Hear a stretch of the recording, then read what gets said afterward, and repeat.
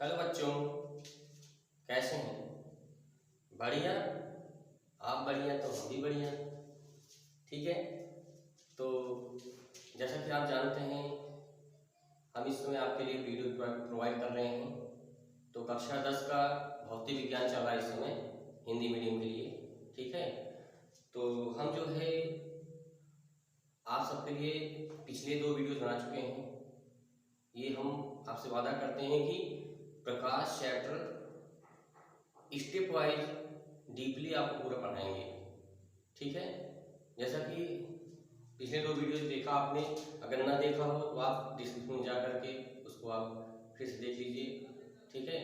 क्योंकि आप जब शुरू से जुड़ेंगे तो आपके ज़्यादा समझ में आएगा। ठीक है ना। तो आज हम कोशिश कर रहे हैं कि आपको तीसरा वीडियो प्रोवाइड कराएं और अच्छे से समझाएं। तो तीसरा वीडियो जो है इसमें आपको सिखाएंगे आज किरण पुंज। क्या है? किरण पुंज। ठीक है। किरण पुंज जो है, ठीक है ना, किरण पुंज या इसे कह सकते हैं प्रकाश पुंज या प्रकाश पुंज। ठीक है ना। पेपर में आता है इस तरह से प्रकाश पुंज। इस तरह से आते हैं क्वेश्चन। तो इसके पहले जैसे कि आप जानते हैं, प्रथम वीडियो में आपको बताया था कि प्रकाश किसे कहते हैं और प्रकाश की विशेषताएं अर्थात उसके लक्षण और गुण बताए थे। ठीक है। और अगले वीडियो में आपको हमने बताया था कि जो है माध्यम क्या होता है, माध्यम कितने प्रकार के होते हैं, उनको मैंने वर्गीकृत किया था। ठीक है बच्चों। तो उसके आगे आज आप देखते हैं प्रकाश को। प्रकाश की जो किरणें होती हैं वो कैसे होती हैं। जैसे कि आप जानते होंगे, एक साइंटिस्ट थे प्लांक नाम था उनका। उन्होंने ही पहली बार बताया था कि जो सूर्य से प्रकाश निकलते हैं, क्योंकि सूर्य ही प्रकाश का सबसे बड़ा स्रोत है ब्रह्मांड में। ठीक है ना। तो उन्होंने बताया था प्लांक के अनुसार प्रकाश जो होते हैं बंडलों और झुंड के रूप में चला करते हैं। कैसे? झुंड यानी समूह के रूप में चला करता है प्रकाश। ठीक है। तो उसी के बारे में आज हम बात करेंगे कि जो झुंड होते हैं वो कितने प्रकार से व्यवहार करते हैं। तो सूर्य का प्रकाश जो होता है वो बंडल या झुंड के रूप में, पॉकेट के रूप में चला करता है। ठीक है ना। इसको किसने बताया था? प्लांक ने बताया था। एक क्वेश्चन यहाँ से ही बढ़ रहा है, क्योंकि कुछ कमेंट्स आए थे बच्चों के, सर प्लीज जो है आप हाई स्कूल के लेवल से थोड़ा सा और ऊपर चलिए। तो ठीक है, हम आप सबको थोड़ा सा कंपटीशन लेवल पे चलते करके, जैसे कि पॉलिटेक्निक, रेलवे, नीट तक के क्वेश्चन इसमें आते हैं। इसमें रिलेटेड क्वेश्चन आप रहेंगे। नीट, IIT, JEE, इन सब में भी इनसे रिलेटेड क्वेश्चन, जो छोटे क्वेश्चन ऑब्जेक्टिव पूछे जाते हैं, तो इनसे मिलते जुलते प्रश्न आपको मिला करेंगे। जैसे कि यहाँ से एक क्वेश्चन बन सकता है कि पहली बार किस साइंटिस्ट ने बताया कि प्रकाश जो है बंडल हो या फिर पॉकेट रूप में चला करते हैं। या फिर ऐसा हो सकता है कि प्रकाश जो है पॉकेट रूप में चलते हैं, ये भी पूछ सकता है आपसे। ठीक है ना। प्लांक ने बताया था। तो किरण पुंज किसे कहते हैं और प्रकाश पुंज किसे कहते हैं, इसको आज हम सीखेंगे। ठीक है ना। तो देखिए, प्रकाशित किरणों के समूह को किसे कहते हैं, या ऐसे बोल लीजिए, किरणों के समूह, किरणों के समूह को क्या कहा जाता है? किरण पुंज। किरण पुंज कहा जाता है। ठीक है। किरणों के समूह को क्या कहा जाता है? किरण पुंज कहा जाता है। या आप कह सकते हैं जो किरण प्रकाश के बंडल रूप में चला करती है, उन बंडल को भी क्या कहा जाता है बच्चों? किरण पुंज कहा जाता है। किरण पुंज में समूह होता है प्रकार का। ठीक है ना। अब इसको हम लोग प्रकाश समझते हैं। किरणें कितने प्रकार से बिहेव करती हैं, तो देखिए, किरण पुंज के प्रकार। ठीक है। तो किरण पुंज के प्रकार, किरणें जो है, जो किरण पुंज हुआ करते हैं वो 3 तरह से बिहेव करते हैं। ठीक है ना।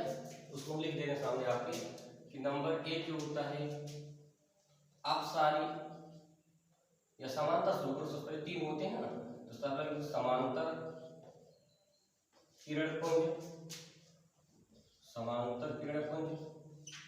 दूसरा होता है अपसारी किरणपुंज,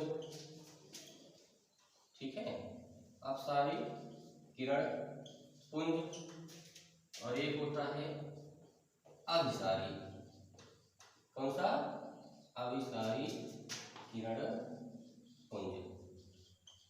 तो फिलहाल आप इसको समझ सकते हैं, 3 प्रकार के किरणपुंज या प्रकाशपुंज हुआ करते हैं। कौन कौन से, समांतर किरणपुंज, अपसारी किरणपुंज और अभिसारी किरणपुंज, ठीक है। क्योंकि प्रकाश की किरणें जो होती हैं अनंत से चल के आती हैं, तो अनंत से चलने के बाद उनके 3 तरह से व्यवहार होते हैं। नंबर 1 समांतर किरणपुंज, अपसारी किरणपुंज और अभिसारी किरणपुंज, ठीक है बच्चों। तो देखिए हम लोग एक एक करके सीखते हैं। जैसे कि नंबर 1 कह दिया किसी ने, समांतर किरणपुंज क्या होता है। समांतर किरणपुंज किसे कहते हैं, ठीक है, तो इसे हम सीखना चाहते हैं।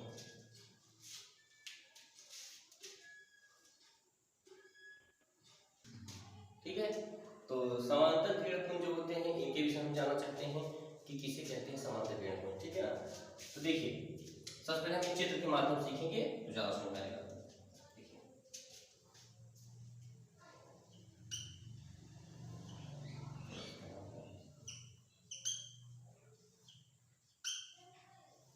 ये जो स्ट्रक्चर है, ठीक है ना,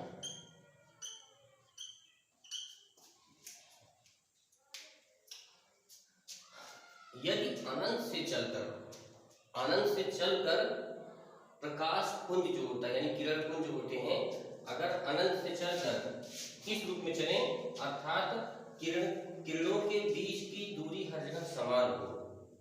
यदि किरण पुंजों या किरणों के समूह के बीच की प्रत्येक बिंदु पर दूरियां हर जगह उनकी दूरियां क्या हो, समान हो, अर्थात एक दूसरे को जब न काटती हो, एक दूसरे को किरणें जब न काट रही हो, अर्थात इनके मार्ग में कोई भी कोलाइडियल कण न पड़े हो।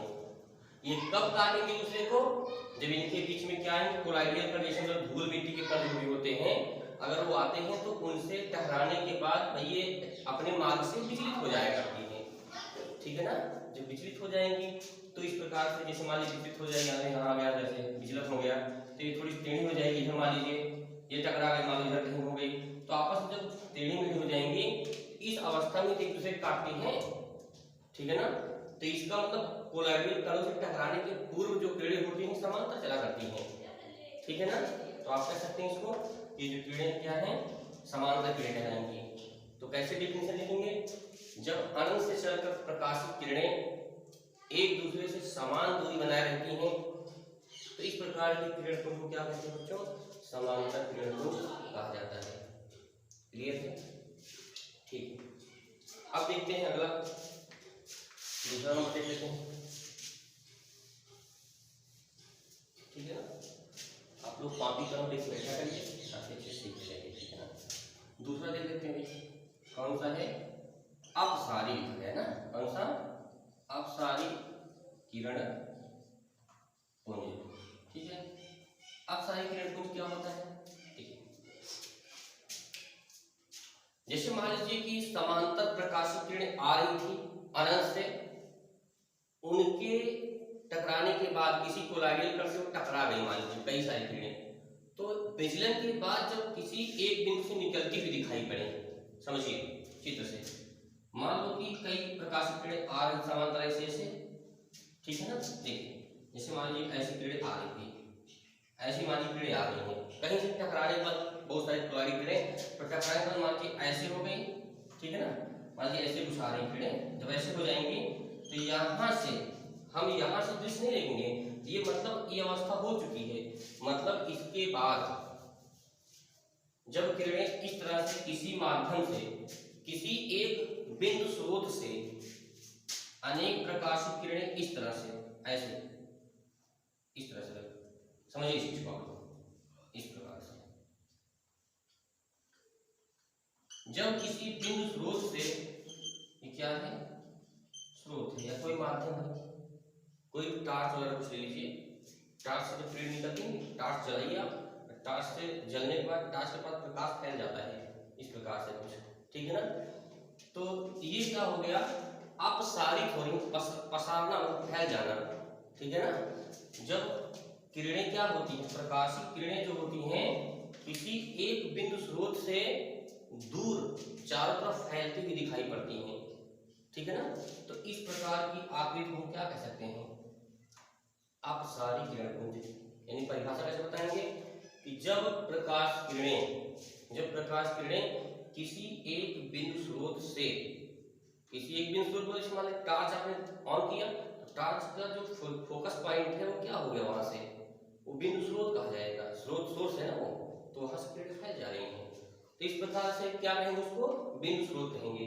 जब किसी बिंदु स्रोत से बहुत सारे प्रकाश किरणें जो है फैलती हुई दिखाई पड़े, एक दूसरे से दूर हटती हुई, जितनी दूर जाएंगी ये किरणें उतना ही जो है इनके बीच की दूरियां बढ़ती चली जाएंगी। तो इस प्रकार की किरण पुंज को क्या कहते हैं, अपसारी किरण पुंज कहते हैं। डिफिनेशन कर लेंगे, आपको कोई दिक्कत नहीं है, ठीक। एक और देख लेते हैं इसी प्रकार बच्चों, ठीक है।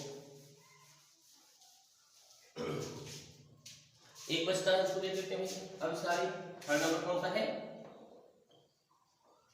अभिसारी किरण पुंज, ठीक है। अभिसारी किरण पुंज इसे भी हम लोग समझ लेते हैं, आप समझेंगे।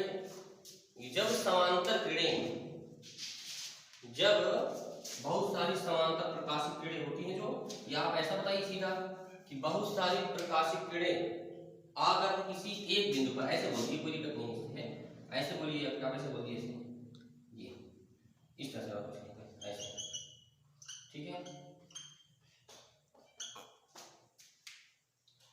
जब अनेक प्रकाशित किरणें किसी एक बिंदु पर इकट्ठा होता दिखाई पड़ रही हो, यानी अनंत से चलकर कई प्रकाशित किरणें किसी एक बिंदु पर केंद्रित हो जाएं, क्या हो जाए, सेंटर को मान लीजिए यहाँ से केंद्रित हो जाए, ठीक है ना। तो इस तरह के प्रकाश पुंज को या किरण पुंज को क्या कहा जाता है, अभिसारी। अभिमानी होता है इकट्ठा, अभिमानी क्या होता है, झुकना मुड़ना अंदर की ओर, और अपसारी जो सीखा आपने, प्रसारित होना, ठीक है ना। तो जब कई प्रकाशित किरणें अनंत से चल करके दूर से आती हुई एक ही बिंदु पर केंद्रित होती दिखाई पड़े, इस प्रकार किरण पुंज क्या कहा जाता है, क्या कहते हैं इसको, अभिसारी किरण पुंज कहा जाता है। ओके, ठीक है, आगे बढ़ते हैं, ठीक है। तो बच्चों आज हमने अभी भी क्या सीखा, भौतिक विज्ञान कक्षा 10 के लिए हमने क्या सीखा आज, जो है किरण पुंज या प्रकाश पुंज कहते हैं। आपने डिफिनेशन सीखा कि किरणों के समूह को क्या कहा जाता है, किरण समूह क्या कहा जाता है, किरण पुंज कहा जाता है, ठीक है ना। किरण पुंज के प्रकार सीखा, 3 प्रकार सीखा हमने, कौन कौन से, समांतर, अपसारी और अभिसारी। अपसारी किरण पुंज समझ गए आप, अभिसारी सीख गए आप, समांतर किरण पुंज भी सीख चुके हैं, ठीक है ना। तो इस प्रकार जो है आप लोग जो है पढ़ते और आगे देखते भी, ठीक बच्चों। तो इस तरह से हम लोग जो है सीख चुके हैं प्रकाश किरण पुंज क्या होते हैं। हालांकि वीडियो लंबा हो रहा है, लेकिन हम कोशिश कर रहे हैं कि आपको एक वीडियो में कम से कम 2-3 टॉपिक दिया करें, क्योंकि हमको चैप्टर फिनिश करना है बढ़िया ढंग से, ठीक है ना। तो आपके लिए हम थोड़ा समय ज़्यादा देंगे, आप लोग वीडियो को अंत तक देखिए, ठीक है ना। वीडियो को आप अंत तक देखकर आइए, आपको काफ़ी लाभ होगा। तो किरण पुंज हमें सीख लिया बच्चों। अच्छा, एक चीज आप समझिए इसको, यहाँ से थोड़ा सा आपको अप लेवल बनाना चाहते हैं बच्चों, आप लोग जुड़े रहिए, हम आपको सिखाएंगे। जैसे कि आप लोग जानते हैं कि प्रकाश का सबसे बड़ा स्रोत क्या है, सूर्य है, ठीक है ना। इसके बाद हम आपको बताएंगे प्रकाश का परावर्तन और अपवर्तन सिखाएंगे कि प्रकाश की किरणें जो होती है किस तरह से घटनाएं करती हैं, यानी कितने प्रकार से किस माध्यम में करती हैं घटनाएं, ठीक है ना। तो थोड़ा सा देखना चाहते हैं कि जो सूर्य होता है बच्चों, क्या होता है, सूर्य, ये प्रकाश का सबसे बड़ा स्रोत होता है। तो अगर सूर्य न होता तो क्या होता, आपने कभी सोचा इस चीज को, नहीं सोचा, सोचिए। बिना प्रकाश के कैसा लगता है बताइए, एहसास कीजिए कि बिना प्रकाश के कैसा एहसास होता होगा। ये संसार में प्रकाश न होता, सूर्य न होता तो क्या होता। आपने रात को देखा होगा किसी वस्तु को किस रंग की दिखाई पड़ती है, बताइए। वैसे तो दुनिया की सारी चीजें काली हैं, दुनिया की हर वस्तुएं कैसे दिखती हैं? काली दिखती हैं, काली हैं ही, ठीक है ना। ऐसा क्यों? हम आपको एक समझाएंगे कि जब प्रकाश नहीं होता, सूर्य का प्रकाश ना हो और आप कोई स्रोत ना लगाएं, बल्ब प्रकाश कुछ ना लगाएं, तो आप रात में कोई भी चीज देखिए, आप कितना भी सफेद क्यों ना हो, कितना भी गोरा कोई क्यों ना हो, किस रंग का दिखेगा? वो काला दिखेगा आपको। इसका मतलब हर एक वस्तु काली है, ठीक है ना। आज हम अच्छे से सीखेंगे कि कोई कलर किस कलर में से हरा है तो हरा हरा क्यों दिखता है, लाल है तो लाल ही क्यों दिखता है, वो इसका रीजन आप समझिए, ठीक। तो थोड़ा सा देखते हैं सूर्य का जो प्रकाश, तो आप सबको जानकारी होनी चाहिए, सूर्य के जो प्रकाश होता है उसको सफेद रंग है, वो सफेद रंग माना जाता है, उसको श्वेत कलर। सूर्य का प्रकाश किस तरह का होता है? श्वेत रंग का होता है। किस रंग का बच्चों? श्वेत रंग का होता है, ठीक है ना। और श्वेत रंग कितने रंग छिपे हैं इसमें? 7 रंग छिपे होते हैं। जो आप इंद्रधनुष देखते हैं, इंद्रधनुष में 7 रंग होते हैं। तो सूर्य के प्रकाश में आप लोग क्या मान चलेंगे कि 7 रंग होते हैं उसमें, ठीक है। जब यह सूर्य का प्रकाश किसी वस्तु पे पड़ता है तो 7 रंग पड़ेंगे, इसका मतलब क्योंकि सूर्य के प्रकाश में तो 7 रंग हैं, ठीक है ना। किसी वस्तु पे पड़ेंगे तो कितने रंग पड़ेंगे? 7 रंग इकट्ठे पड़ेंगे। अब उन 7 में से वो जो वस्तु होती है जिस पर वो पड़ेगा, जैसे मान लीजिए कि आप ये बोतल देखिए, ये देख रहे हैं आप बोतल किस रंग की दिख रही है आप लोग को? हरे रंग की, है ना। तो ये वास्तव में काले रंग की है। वास्तव में किस रंग की है? ये काले रंग की, क्योंकि जब प्रकाश ना पड़ता होता है इस पर तो ये काले रंग की ही दिखते हैं लोगों को। वो 7 रंग जब इस पे पड़ेंगे आकर के, जैसे मान लीजिए आप इसको समझिए यहाँ से, सूर्य का मान लीजिए इस पे आया प्रकाश, पड़ा बोतल पर, देखिए मान लीजिए आया पड़ेगा, तो ये आप समझिए इसको, इसमें 7 रंग आ रहे हैं। कमिंग कलर्स कितने हैं? 7 हैं।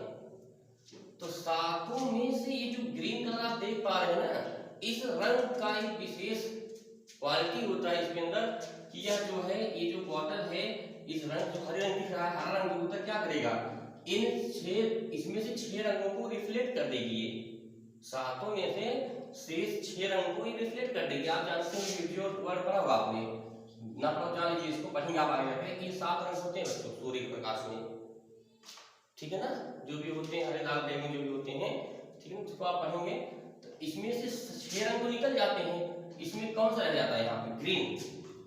तो ये ग्रीन जो होता है, ये बोतल जो है हरे रंग को ही अवशोषित कर रही, सोख रही है। मतलब इन 7 रंगों में से कौन सा रंग सोख रही है? केवल हरे रंग को सोख रही है, बाकी 6 रंगों को क्या कर दे रही है? परावर्तित कर दे रही है, ठीक है ना। तो 7 रंगों में से जो भी कलर है, जैसे मान लीजिए ये जो कलर है, ये 7 रंग इस पे आप पढ़ रहे हैं ना, सूर्य का प्रकाश पे पड़ रहा है, तो ये किस कलर को अवशोषित कर रहा है? अपने इस रंग को ही। बाकी 6 रंग को क्या कर रहा है? रिफ्लेक्ट कर दे रहा है। क्लियर बात सबको ना। तो इसका मतलब अवशोषण का मतलब होता है सोखना।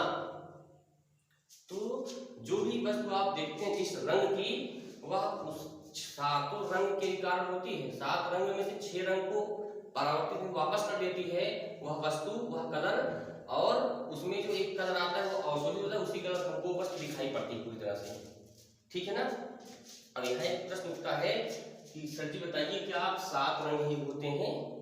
रंग तो आप बहुत देखते होंगे, कहते हैं केसरिया, गुलाबी, बहुत सारे रंग होते हैं, ऐसा क्यों? हाँ सही बात है। तो 7 रंगों में से कुछ वस्तुएं ऐसी हैं जो 2-3 रंगों को अवशोषित कर लेती हैं। तो जो 2-3 रंग आपस में टकरा जाते हैं अंदर आके, वह एक नए रंग का उत्पादन कर देते हैं। समझ गए बात है ना। तो मिश्रित कलर हो जाता है वो, ठीक। बाकी तो जो वैसी वस्तु है, बाकी एक रंग दिखाई पड़ती है, लेकिन जब 2-3 रंग उसमें अवशोषित हो जाते हैं तो वह वस्तु अलग कलर की दिख जाती है। ओके, ठीक है। तो ये बात है, जैसे अगर मान लीजिए कोई वस्तु है, अगर ये जो है क्या है, लाल है, लाल दिख रही है हमको, ये कैसी दिख रही है बच्चों? लाल। तो इसका मतलब जो 7 कलर आया इसमें से, इस वस्तु ने किस रंग को अवशोषित किया? सोख ने, किसको बताइए, किस रंग को शोषित किया इसने? लाल को शोषित कर लिया उस 7 रंगों में से, रेड को शोषित किया, किसको किया? रेड को, बाकी जो 6 कलर सब क्या हो गए इसके रिफ्लेक्ट हो गए, यहाँ से वापस टकरा के वापस हो जाते हैं। बातें सुन रही 6 वापस और एक आ गया इसके अंदर सातों में से। ठीक, तो इस प्रकार से जो है, तो आप इसको समझिए जो है इस तरह से जो है लाल जो है क्यों दिखाई पड़ती है, क्योंकि सातों रंग में से लाल को इसने अवशोषित किया और शेष 6 रंगों को इसने परावर्तित कर दिया। ठीक, अच्छा एक बात ये बताइए, काली वस्तु जैसे मान लीजिए काली काली वस्तु क्यों दिखाई पड़ती है? जैसे काला रंग आप देखते हैं ना, तो काला रंग इसमें तो काला रंग है ही नहीं, ब्लैक थोड़ी है। देखिए आप, देखिए यहाँ से ब्लू होता है ना भाई, तो ये जो आप देख रहे हैं ये ब्लैक नहीं बच्चों, ब्लू रंग है, ठीक है ना। तो इस सूर्य के प्रकाश में सातों रंग होते हैं। तो अब ये बात आती है कि काला रंग जो होते हैं यानी काली वस्तुएं जो होती हैं क्या करती हैं, ये सूर्य के सातों रंगों को अवशोषित कर लेती हैं, अर्थात सोख लेती हैं, ठीक है ना। इसीलिए हमको काली वस्तु दिखाई पड़ती है। पहले मैंने कह दिया आपसे, बिना प्रकाश के हर एक कलर, हर एक रंग जो होता है कैसा दिखता है, बिना प्रकाश का काला दिखता है। ठीक, तो यहाँ पे प्रश्न बन सकता है आपके सामने कमेंट पर कि ऐसा कौन सा रंग होता है, ऐसा कौन सा रंग है जो सूर्य के सातों रंगों का अवशोषक होता है, शोषित कर लेता है। तो आप उत्तर देंगे उसका काले पर क्लिक करेंगे, ठीक है ना। यहाँ से भी क्वेश्चन बन सकता है कमेंट का, प्रतियोगी परीक्षा में पूछा जाता है, ठीक है। नवोदय वाला क्वेश्चन पूछ लेता है अक्सर, तो आप जानते हैं इसको पॉलिटेक्निक वगैरह में। ठीक, ठीक है। अगर आपसे कोई कहे कि भाई एक वस्तु सफेद है, सफेद क्यों दिखती है, किस रंग की है, सफेद रंग की, तो कैसे बताएंगे आप लोग? तो इस पे जब सूर्य के सातों रंग पड़ेंगे, कोई वस्तु सफेद है अगर, तो जब वस्तु सफेद क्यों दिखती है, क्योंकि ये जो होती है सातों के सातों रंगों को क्या कर देती है, रिफ्लेक्ट कर दी, वापस कर दी, सातों को आएंगे टकरा के वापस हो जाते हैं। तो सफेद रंग जो होती है वस्तुएं, वो वस्तुएं क्या करती हैं, सूर्य के सारे रंग, सातों रंगों को क्या कर देती हैं, परावर्तित कर देती हैं। तो यहाँ से एक क्वेश्चन बन सकता है कि ऐसा कौन सा रंग है जो सूर्य के प्रकाश के सातों रंगों को परावर्तित करने की क्षमता रखता है, परावर्तित कर देता है, किसी रंग को अवशोषित नहीं करता है। तो सफेद बताएंगे। दोनों में से क्वेश्चन बन गया यहाँ से। तो आप लोग देखते हैं गर्मियों में, गर्मी के मौसम में किस तरह के कपड़े ज्यादा उपयोगी होते हैं, किस रंग के? तो आप क्या देखते हैं, सफेद। क्यों? क्योंकि ये सातों रंगों को जब परावर्तित कर देगा, अंदर नहीं आने देगा, शरीर के पास नहीं आने देता अंदर, आपकी त्वचा को नुकसानदायक नहीं होता उतना, यानी आपको कम गर्मी लगती है, ठीक है ना। तो आप समझ गए इसको कि जो सफेद रंग होता है गर्मी में सबसे ज्यादा उपयोगी होता है, ठीक है। बाकी ठंडी के मौसम में चाहे जो कपड़ा यूज कीजिए, लेकिन सबसे बढ़िया कौन होता है, गर्मी में सफेद रंग का वस्त्र होता है, ठीक है। तो आज हमने कुछ अलग चीजें सीखा, थोड़ा सा अलग चीजें, क्या आपके काम की चीजें हैं, बस थोड़ा सा हमने आपको अलग प्रश्न बताने को उसके थोड़ा सा एक्स्ट्रा नॉलेज दिया, ठीक है ना। तो बच्चों इसके बाद का नंबर आता है प्रकाश जो होता है, प्रकाश की घटनाएं। तो प्रकाश की घटनाएं जो हम सीखेंगे अब, अगर टॉपिक लेते हैं हम लोग यहाँ पर प्रकाशिक घटनाएं, क्या लिखेंगे, प्रकाशिक घटनाएं। तो प्रकाशिक घटनाएं जो हुआ करती हैं वो मुख्यतः, प्रकाशिक घटना मतलब प्रकाश किरणें जो आती हैं वो कितने प्रकार की घटना करती हैं, यानी किस माध्यम में कैसा घटना करती है। माध्यम आपको मैंने बता दिया पहले ही, ठीक है ना, सरल, विरल और सघन, ठीक है ना। तो यहाँ पे घटनाएं बच्चों दो प्रकार की होती हैं, एक होती है परावर्तन, एक घटना कौन सी है, परावर्तन, और एक कौन सी घटना होती है, प्रकाश का अपवर्तन, ठीक है ना। दो प्रकार से घटनाएं हुआ करती हैं, एक होती है परावर्तन और एक होती है अपवर्तन। तो प्रकाश जो होता है दो प्रकार की घटनाएं करता है, एक परावर्तन और एक अपवर्तन होता है, ठीक है ना। तो सबसे पहले पढ़ेंगे परावर्तन घटना, उसके बाद जाएंगे अपवर्तन पर, ठीक है ना। तो हम पहली घटना कौन देखने जा रहे हैं, परावर्तन, ठीक है। चलिए शुरू करते हैं। तो प्रकाशित घटनाओं में सबसे पहले भाग कौन सा है, प्रकाश का परावर्तन। आप लोग काफी ऊपर लिखा करिए इसको, रिफ्लेक्शन ऑफ लाइट, ठीक है ना बच्चों, रिफ्लेक्शन ऑफ लाइट, प्रकाश का परावर्तन, ठीक है। तो इसको हम थोड़ा सा चित्र के माध्यम से समझेंगे, ज्यादा समझ आएगा बढ़िया से। देखिए मान लीजिए कि चिकनी सतह है, चिकनी सतह समझते हैं आप लोग ना, कि जैसे कोई दर्पण हो, दर्पण आपको मालूम क्या होता है? दर्पण और शीशा में क्या अंतर बताइए पहले। शीशा और दर्पण में मुख्य अंतर बताइए क्या होता है। तो आप बताएंगे कि शीशा जो होता है एक सतह से दूसरी सतह पे आराम से दिखाई देता है, साफ दिखाई पड़ता है, आर पार, यानी शीशा जो होता है पारदर्शी माध्यम है। आप माध्यम पढ़े ना, शीशा क्या होता है? पारदर्शी माध्यम होता है, और जो दर्पण होता है अपारदर्शी माध्यम होता है। दर्पण जो होता है पारदर्शी माध्यम से ही दर्पण बनाया जाता है। कैसे? उसको हम लोग एल्युमिनियम या सिल्वर से एक सतह को पॉलिश कर देते हैं। किससे करते हैं पॉलिश? एल्युमिनियम या फिर सिल्वर से, या फिर जिंक ऑक्साइड या पारा, ठीक है ना। कुछ पदार्थ होते हैं जिनसे हम किसी भी शीशा या कांच का जो है एक पृष्ठ जो है कलई कर देते हैं, पेंटिंग कर देते हैं, जिससे हमारा जो है चेहरा उसमें टिकने लगता है, ठीक है ना। तो मतलब क्या हुआ, यहाँ से शीशे से ही दर्पण बनाया जाता है, ठीक। इसको आप कुछ ही मान लीजिए, चाहे आप दर्पण मान लो इसको, या फिर चिकनी सतह मान लो, यहाँ से चिकनी सतह आप चाहे जो मान सकते हैं यहाँ से, ठीक है ना। तो इसका नाम जो रख लीजिए, मान लो mn मतलब 2 सिगरेट रखना पड़ेगा इसका ना। तो यहाँ से मान लीजिए कोई प्रकाश की किरण आ रही है बच्चों, यहाँ से ऐसे आने संकेत है, ठीक है ना। इसको हम लोग क्या कहते हैं, जो आती है इसको आपतित किरण कहते हैं। क्या कहते हैं इसको? आपतित किरण, यानी आकर पतित, पतन हुआ यहाँ पर ना, पतन मतलब गिर गई यहाँ पर इस जगह पर, ठीक है ना। तो ध्यान देना आप लोग, जिस बिंदु पर किसी चिकने पृष्ठ के, या ऐसे बोलो किसी पृष्ठ के जिस बिंदु पर प्रकाश की किरण आकर गिरती है, उस बिंदु को हम लोग क्या कहते हैं? आपतन बिंदु, आपतन बिंदु, ठीक भाई, आपतन बिंदु कहा जाता है उस बिंदु को। तो जब यहाँ टकराएगी तो ये जिस ऐसे आ रही है, अगर इसी माध्यम में टकरा करके ऐसे वापस हो जाएगी, इसी तरह से क्या हो जाएगी, ये किरण जो है ऐसे ही वापस हो जाएगी यहाँ से, ठीक है। तो ये जब प्रकाश की किरण जो है इस प्रकार से आई, उसको चली गई, इस किरण को क्या कहते हैं बच्चों? परावर्तित किरण। क्या कहा जाता है? परावर्तित किरण कहा जाता है इसको, ठीक है ना। इसको इंसिडेंस रे कहते हैं इसमें, और इसको रिफ्लेक्टिंग रे कहते हैं, इसको रिफ्लेक्ट, ठीक है ना, इंग्लिश में कहते हैं इसको परावर्तित किरण है, ठीक है। तो अब ये समझना हमको यहाँ पर कि कैसे परिभाषित किया जाए।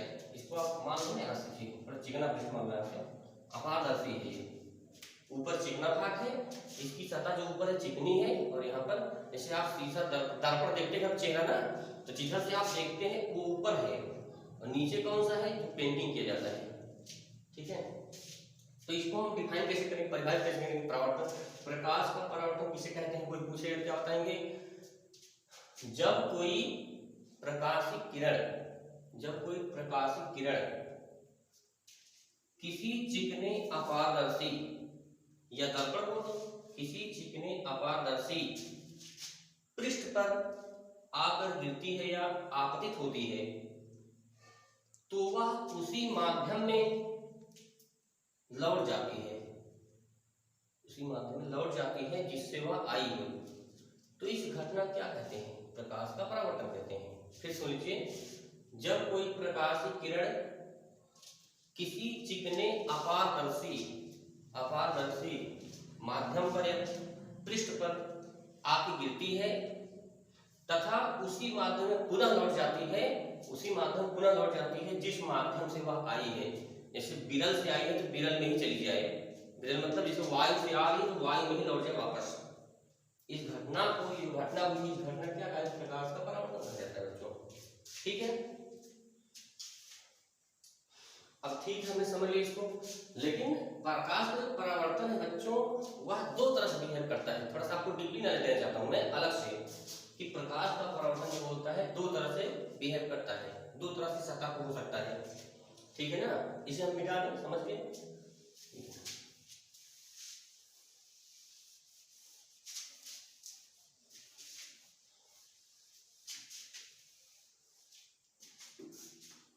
प्रकाश का परावर्तन बच्चों 2 भागों में बटा हुआ है, 2 तरह से व्यवहार करता है। एक होता है नियमित परावर्तन, एक कौन सा होता है? नियमित परावर्तन, नियमित प्रकाश का परावर्तन, और एक होता है अनियमित प्रकाश का परावर्तन। नियमित अनियमित परावर्तन, ठीक है ना, या इसी को विसरित कह सकते हैं, पेपर में भी आते हैं विसरित परावर्तन, या मतलब समझते रहिए आप लोग, या मतलब दोनों में से कोई एक जानिए आप लोग यहाँ से। तो परावर्तन घटना कितने प्रकार होती है? दो प्रकार होती है, एक होती है नियमित परावर्तन और एक होती है अनियमित या फिर विसरित परावर्तन, ठीक है। जो नियमित परावर्तन है इसको हम लोग जानना चाहते हैं किसे कहते हैं। देखिए एक चिकना आटा से माध्यम बना लीजिए, ठीक, इस पे आप बहुत सारी किरणें ला के देंगे, एक किरण आई, दो किरण आई, तीन किरण आई, मान लीजिए बहुत सारी प्रकाश की किरणें इस प्रकार बच्चों आती जा रही है ना, बिंदु ए पर, बिंदु बी पर, बिंदु सी पर, बिंदु डी पर। भाई बहुत सारी प्रकाश, क्योंकि प्रकाश जो होते हैं बंडल रूप में चला करते हैं, प्रकाश को झुंड रूप में चला करते हैं, तो बहुत सारी प्रकाश की किरणें आप गिर रही है यहाँ पर। तो यहाँ पे देखो आप, ये जो परावर्तन होगा यहाँ पे टकराई आगे तो ऐसे भाग जाएगी यहाँ से, ये टकराएगी ऐसे भाग जाएगी यहाँ से, ये टकराएगी तो ऐसे भाग जाएगी, ये टकराएगी। क्या आप लोग इस बात को समझ पाए? नियमित मतलब समझते हैं आप लोग, इसको समझो। यहाँ पे जिस बिंदु पर गिर रही है आपकी किरण वहां पर एक अभिलंब डाल दिया करिए आप लोग। अभिलंब मतलब समझते हो ना? अभिलंब मतलब जिस सतह पर यह घटना हो रही है, अर्थात इस सतह एक है, इस सतह पर यहाँ पर इसके साथ एक काल्पनिक अभिलंब बनाया जाता है। जैसे हम खड़े हैं तो पृथ्वी पर हम अभिलंब कहलाएंगे। अभिलंब मतलब जैसे जमीन पर कोई खंभा खड़ा होता है 90 अंश पर, इधर से और इधर से भी 90 अंश पे हो, उसे कहते हैं अभिलंब। तो यहाँ देखिए आप लोग, यहाँ का एंगल और यहाँ का एंगल बराबर होगा आपस में। इस साइड का कोण जो है इस साइड के कोण के बराबर होगा। आपतन कोण और अपवर्तन कोण, परावर्तन कोण दोनों बराबर हो जाएंगे। यहाँ देखिए इस बिंदु पर भी आप अभिलंब खींच के देख लीजिए, यहाँ का कोण यहाँ कोण के बराबर हो जाएगा। यहाँ पे भी आप अभिलंब खींच के देख लीजिए, यहाँ का कोण यहाँ के कोण बराबर होगा, इसका मतलब, ठीक है ना। और यहाँ पे भी अभिलंब, इस बिंदु पे भी अभिलंब खींच लीजिए। क्लियर बात सबको? तो जितने कोण पर आएगी उतने ही कोण पर परावर्तित होकर भाग जाएगी किरण। यदि ऐसी घटना कहीं, ऐसी परावर्तन घटना कहीं होती है तो इसे क्या कहते हैं हम लोग? नियमित परावर्तन कहते हैं, ठीक। लेकिन अनियमित परावर्तन क्या होता है? इसके लिए बच्चों सतह जो होती है प्लेन नहीं होती है, ध्यान देना, समतल सतह नहीं होगी इसके लिए सतह ऐसे होती है। ये आप लोग गांव में देखे होंगे, कहीं पर शहरों में देखते होंगे, चिकनी सतह ऐसी होती है। टीन जो छप्पर के स्थान पर लगाते हैं, लोहे का टीन लगाते हैं गांव में, देखिए आप लोग, चिकना रहता है, ऊपर लेंटर लगा के ऐसे लगाते हैं, ठीक है ना। तो ऐसी भी सतह हो सकती है, ठीक है ना। तो हम इसको ऐसे न मान बच्चों, तो ऐसे मान लेते हैं, थोड़ा सा आपकी जानकारी के लिए थोड़ा सा ऐसे मान लेते हैं यहाँ से, ठीक है। तो मान लो प्रकाश की किरण जब बच्चों ऐसे आई, मान लीजिए एक प्रकाश की किरण ऐसे आ गई, यहाँ से कोई प्रकाश की किरण ऐसे आई, तो यहाँ पे आकर क्या हो जाएगी, कैसे भागी बताइए आप लोग, थोड़ा सा ऐसे भागी, देखो यहाँ से थोड़ा सा ऐसे भागी, ऐसे भाग जाएगी, ठीक है ना। अब कोई एक प्रकाश की किरण मान लीजिए ऐसे आ रही, इस जगह आ रही, यहाँ से ऐसे आप यहाँ गई, इस जगह आप गई। अब बताओ आप ये कैसे जाएगी? जितने कोण पे आ रही है, देखिए आप यहाँ पर ऐसे जाएगी, तो यहाँ से ये प्रकाश की किरण ऐसे आ रही है तो ऐसे जाएगी, तो यहाँ से ज्यादा फिसल जाएगी। देखो सतह को आप ध्यान देखिए, इसकी सतह ऐसी थी, ऐसी किरण आई तो कुछ ऐसे भागेगी टक्कर पर, और जब किरण ऐसे आएगी तो ज्यादा तेज फिसल जाएगी किरण, पृष्ठ के हिसाब से लिया इसके, ठीक है ना। तो यहाँ पे आप अगले डाल दीजिए, यहाँ से अगले यहाँ डाल दो, यहाँ का अगला ऐसे पड़, यहाँ देखो। और कोई किरण मान लीजिए ऐसे आई इस जगह, फिर ये जो है ऐसे इस तरफ भाग जाएगी यहाँ से, ठीक है ना। यहाँ भी डाल दीजिए यहाँ से, ठीक है ना। तो ये सब आपतन भी होता है यहाँ से, इसका नाम है ए, इसका नाम पी क्यू आर एस डाल दो यहाँ से, मान लो ऐसे है यहाँ से, तो ऐसे आने के बाद क्या करेंगे, ऐसे भाग जाएंगे यहाँ से, ठीक है। यहाँ पे भी डाल दो, यहाँ से I P Q R S T बात यहाँ से, तो यहाँ पे आई ऐसे आई यहाँ से, देखिए। तो आप इस चीज को देखिए, यहाँ पर ये अनियमित ढंग से हो रहा है, यानी इसकी सतह जो है बराबर नहीं है, प्लेन सतह नहीं है बच्चों यहाँ पर। तो जब कभी भी ऐसी सतह हो जहां पर परावर्तन यहाँ भी हो रहा है और परावर्तन इस जगह भी हो रहा है, यहाँ भी परावर्तन हो रहा है भाई, परावर्तन ये भी घटना हो रही है, उसी माध्यम टकरा के वापस हो रही है। तो जब चिकनी सतह कैसी हो, समतल हो, उस पर जो परावर्तन घटना होती है उसे कहते हैं नियमित, और जहां पे असमतल उसे कहते हैं अनियमित या विशिष्ट परावर्तन। तो आपने भी देखा कि प्रकाश का परावर्तन यानी प्रकाश की दो घटनाएं होती हैं, एक होती है प्रकाश का परावर्तन और एक होता है प्रकाश का अपवर्तन। तो प्रकाश के परावर्तन को हमने समझा किसे कहते हैं परावर्तन, किसी चिकनी अपारदर्शी पृष्ठ से टकराकर जब प्रकाश के उसी माध्यम में वापस हो जाए तो इस घटना क्या कहते हैं, प्रकाश का परावर्तन कहा जाता है। और प्रकाश का परावर्तन दो प्रकार से होता है, किस पर, एक होता है नियमित प्रकाश का परावर्तन, एक होता है अनियमित मतलब विचलित, मतलब बिखर जाना, फैल जाना रक्त से, यानी सतह के ऊपर डिपेंड करता है। एक पर चिकनी सतह तो होगी, चिकनी सतह पर जब परावर्तन होता है तो नियमित होता है, मतलब लगातार उसी एंगल पे जाएंगे। लेकिन यहाँ पे क्या हो रहा है, जब सतह बराबर ना हो, जो चिकना अपारदर्शी पृष्ठ है वह बराबर न असमतल हो, यानी क्षैतिज ना हो, बराबर ना हो, ऊबड़ खाबड़ हो, रफ हो, मतलब ठीक है ना। तो ऐसे परावर्तन को क्या कहते हैं हम लोग, विचलित या फिर अनियमित परावर्तन। ठीक है बच्चों, तो मुझे लगता है कि वीडियो लंबा हो रहा है, ठीक है ना। तो हम इस वीडियो को यहीं क्लास को समाप्त कर रहे हैं, क्योंकि बहुत लंबा वीडियो भी ठीक नहीं है, ठीक है ना। वैसे हम कोशिश कर रहे हैं कि इसी में बता देते, लेकिन वीडियो मुझे लग रहा है लंबा हो जाएगा, ज़्यादा लंबा वीडियो नहीं होना चाहिए, आप लोग भी बोर हो जाएंगे थोड़ा सा, ठीक है। रेस्ट वेस्ट कर लिया करिए थोड़ा सा, ठीक है ना। तो देखिए आप लोग हमसे आप जुड़े रहिए, आपको हम इस तरह से बताएंगे तो आपको थोड़ा सा अलग जानकारी मिलती रहेगी बच्चों, ठीक है ना। तो आपको अगले क्लास में हम बताएंगे प्रकाश के परावर्तन के नियम, और उसके बाद तुरंत हम लोग आ जाएंगे कि दर्पण क्या होता है, दर्पण के प्रकार सिखाएंगे आपको हम, बहुत मतलब अलग चीजें आपको बताएंगे। कुछ कंपटीशन लेवल क्वेश्चन हैं, सब थोड़े से हाई स्कूल में तो है आपके, 10th क्लास में है पूरी तरह से, लेकिन थोड़ा सा उसी में हम आपको थोड़ा सा और खींच रहे हैं, क्योंकि आपके पास समय है, ठीक है ना, आपके साथ आपका पूरी तरह समय है, विद्यालय शायद आपके बंद चल रहे हैं पूरी तरह से, तो हमने सोचा चलिए आपके लिए समय है तो हम थोड़ा सा आपको कुछ एक्स्ट्रा नॉलेज दिया करें उन्हीं से रिलेटेड, ठीक है ना। तो आप हमसे जुड़े रहिए इस प्रकार से, ठीक है ना। आपको है, ठीक है, नमस्कार। भूल जाता हूँ, देखिए ऐसा है कि आप देख रहे हैं वीडियो, ठीक है, जिस तरह से आपने पिछली वीडियो को हमारे सब्सक्राइब किया था, लाइक किया है, उस तरह से आप इसको भी लाइक सब्सक्राइब करिए। अगर आपको वीडियो समझ में आया हो, क्लास समझ में आई हो तो, अगर ना समझ में आया कोई बात नहीं, अगर समझ में आ गया तो आप इसको लाइक और सब्सक्राइब जरूर करिएगा, ठीक है ना बच्चों। तो अगर जैसा आपको कोई चीज समझ में ना आया करे तो आप उसे कमेंट कीजिए, जैसे कि बच्चों ने पिछले वीडियो देखा और कमेंट किया था कि सर थोड़ा सा हमें जो है एक्स्ट्रा चीजें बताइए, जैसे हमारे टॉपिक से ही संबंधित हो लेकिन कुछ प्रतियोगी परीक्षाओं के लिए बताइए। तो हम इस प्रकार से क्वेश्चन, और आपको वादा करते हैं कि वीडियो के लास्ट में जब चैप्टर खत्म कर देंगे, लास्ट में आपको हम 20 से 25 क्वेश्चन ऐसे बताएंगे जो प्रतियोगी परीक्षाओं में पूछे जाते हैं और आपके चैप्टर से मिलते जुलते रहेंगे, ठीक है ना। धन्यवाद, ठीक है ना, ओके।